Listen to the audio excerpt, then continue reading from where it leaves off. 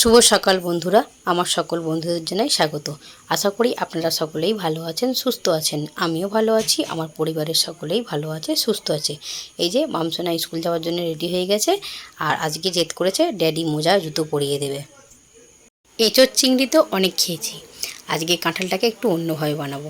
তাই জন্যে আলু ছাড়িয়ে আর কাঁঠালটাকেও ছাড়িয়ে পিস পিস করে কেটে কুকারে সেদ্ধ করে নিয়েছি সিটি মেরে।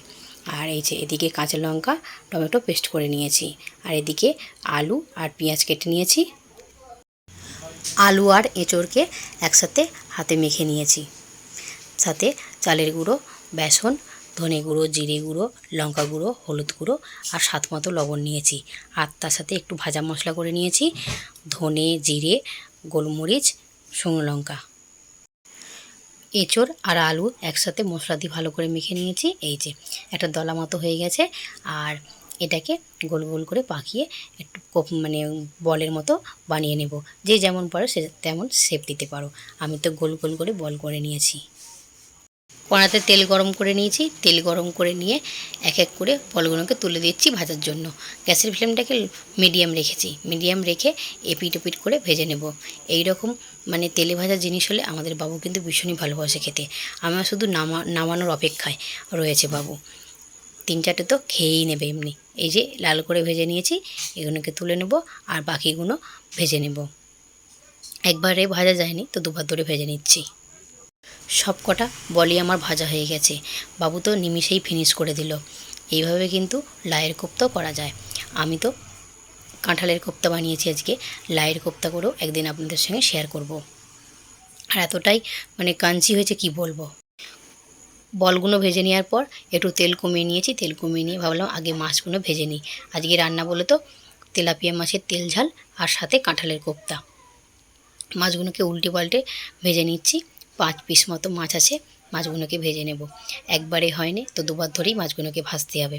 এক এক করে মাছগুলোকে ভেজে তুলে নিয়েছি, আর বাকি মাছটাকেও এইভাবে ভেজে নেব উল্টে পাল্টে। মাছগুলোকে ভেজে রেখে তারপর মশলা কষে নেব। মাছগুলোকে ভেজে তুলে নিয়েছি, ওই তেলেতেই জিরে আর শুকনো লঙ্কা ফোড়ন দিয়ে দিচ্ছি, দিয়ে একটু নেড়ে চেড়ে ভেজে নেব।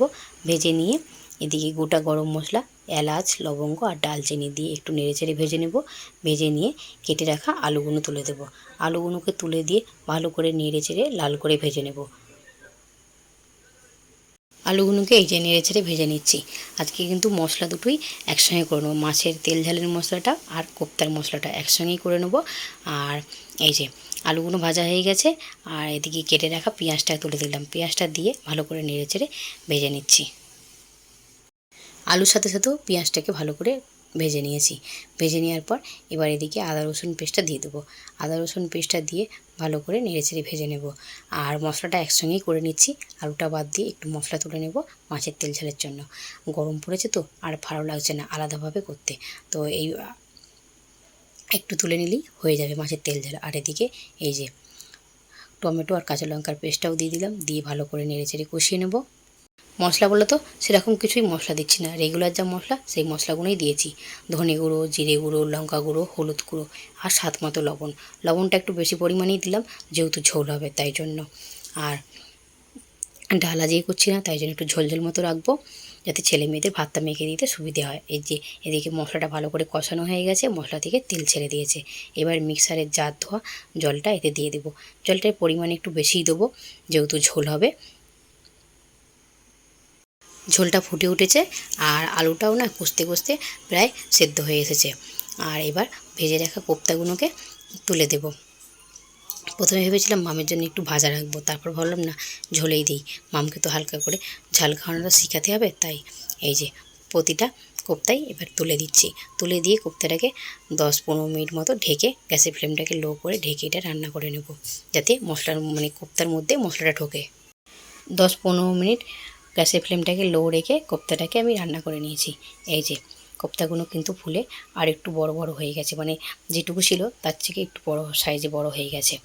আর আলুগুলো তো আমার আগেই সেদ্ধ হয়ে গেছিলো। এবার একটু সামান্য পরিমাণ গরম মশলা দেবো, যেহেতু আমি আগে গোটা গরম মশলা দিয়েছিলাম তাই জন্য একদম সামান্য পরিমাণ গরম মশলা দিয়ে মিনিটখানেক ঢেকে নামিয়ে নেব। দুপুরে কী কী রান্না করলাম চলুন দেখে নিই। ভাত, ভাত তো একদম অল্প করেই করেছি, যেহেতু গরম পড়েছে কেউ খেতে চাইছেন না তাই। আর এই যে তেলাপিয়া মাছের ঝালটা আমি খুবই কম মশলায় করেছি। আর তার সাথে এই যে আলু দিয়ে কাঁঠালের কোপ্তা। কোপ্তাটা দেখতেও যেরকম সুন্দর হয়েছে, খেতেও কিন্তু দুর্দান্ত হয়েছে। আর আজকের মতো ব্লগটা আমি এখানেই শেষ করছি। আমার ব্লগটা যদি আপনাদের কোথাও কোনো অংশে ভালো লেগে থাকে, লাইক, কমেন্ট, শেয়ার করার জন্য অনুরোধ রইল।